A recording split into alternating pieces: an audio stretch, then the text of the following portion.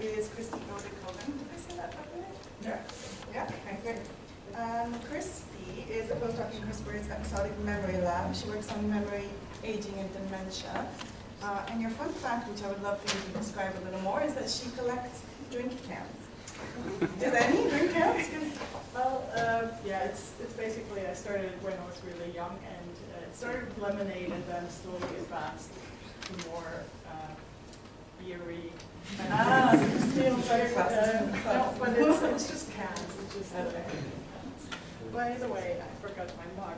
Oh, yeah. Yes. Because the title of Christy's talk is "Where Did I Get This Mug? Memory for Events and Older People with Memory Impairment." Yeah, thank you very much. I'm not actually going to talk a lot about the mug, but I'll get back to it at the end. And I'm going to talk about age and dementia to start with. And to start with, we're all getting older, as you might have noticed on yourself. We're all getting older, and we can expect to live longer lives. And I recently looked up my life expectancy. You can do that online, and found that my life expectancy was 89 years. I was quite shocked by this, but maybe for you think that is a very positive outlook for the personal future. But actually, this life expectancy also comes at a cost, because a rising life expectancy means that we all get older, and age is the #1 risk factor for Alzheimer's disease.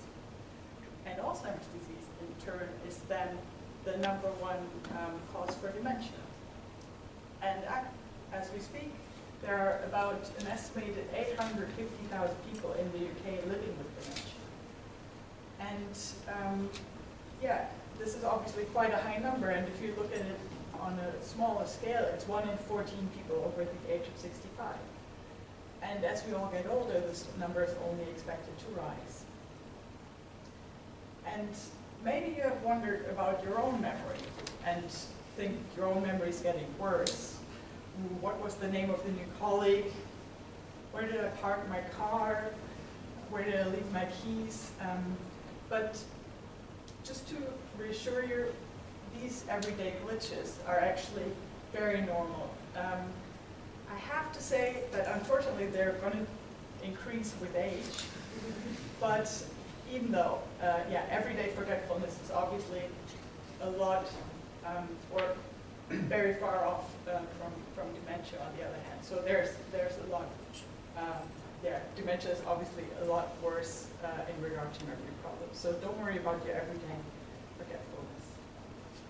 And when we test for dementia in memory clinics, we use normal memory tests, and these are often just word lists or remembering numbers.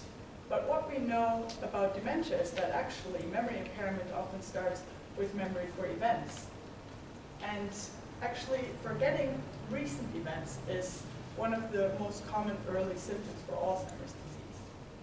But then those memory tests used in memory clinics might not pick up on that because they don't really test for memory for events.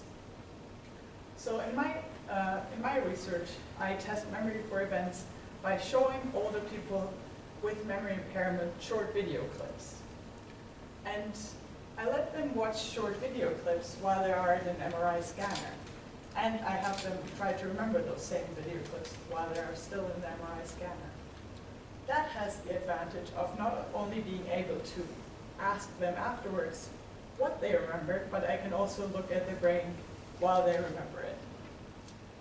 And for those of you, I mean, Charlotte actually already introduced how you scan brains, basically. So what you can see here is the MRI scanner and the head, and the brain that is inside that head. And basically what we're looking at is what brains, with the fMRI, we can see what brains do while they watch and remember short video clips, for example. So in a very simplified version, when you watch a video, your visual cortex activates. And in a very simplified world, when you remember that video in the MRI scanner, your posterior medial cortex is then active. This is, yeah, it leaves out some of the details. And so in young participants, we found these brain areas to be active when they watch and retrieve short video clips. But what about older people, and what about people with memory impairment? So what we find in young adults when they retrieve those video clips, we find that they activate this posterior medial region. And in older, healthy adults, actually the same region is still active. It only disintegrates when we get to memory impairment. And here you can see in purple that you can see less of a block for the older people who are impaired. So they show less activity in those in this brain region that we found to be very important to remember videos. And like I said, we can look at both what their brains do as well as their behavior. So we also asked them what they remembered once they came out of the MRI scanner. And you can see here the details people remembered. And in blue, you can see background details, such as what color jacket the person wore, or whether there was a clock in the background. And you can see that obviously people remember fewer of these blue details, of these background details, because they're just less relevant to the story. Whereas people remember lots of those storyline details, which is about who did what and when did they do it, basically. And this is basically their memory, the degree of their memory impairment. So you can see that while the memory for background details decreases with memory impairment, you can also see that the storyline details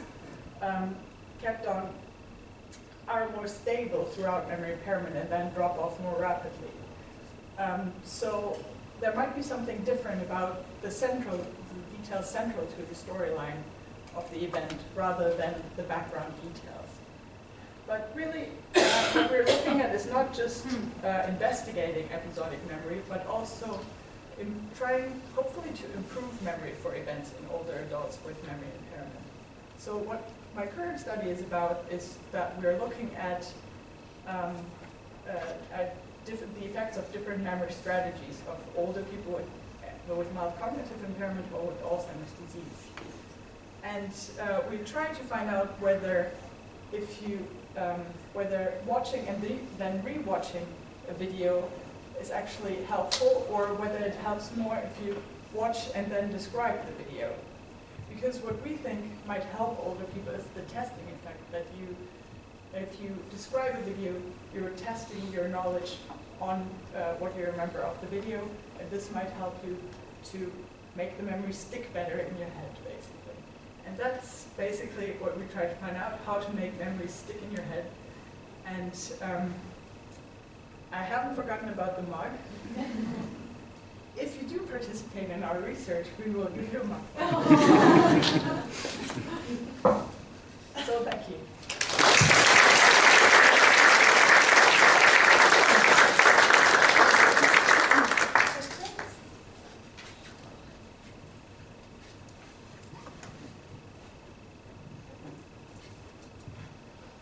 It's really interesting, the difference in sort of steady decline of details versus storyline. What were the stories?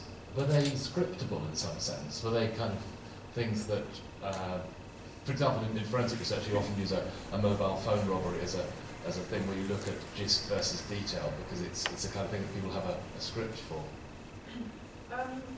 There were, well, so in this study, there were 8 different videos, and they were chosen based on their memorability and their, basically, whether they told a story in a short enough amount of time. So some of them were quite unusual in that people wouldn't probably have a script for it.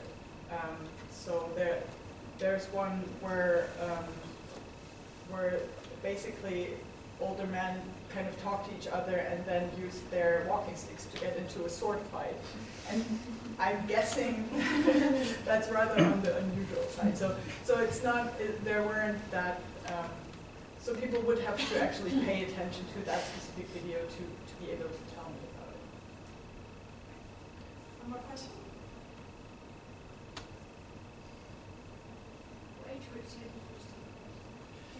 Yeah, well, right now we're looking for 60 and over, so I'm guessing you might not get a mark for this. But there are other studies in our lab where we do look for participants, and I'm sure we can get you a mark for that.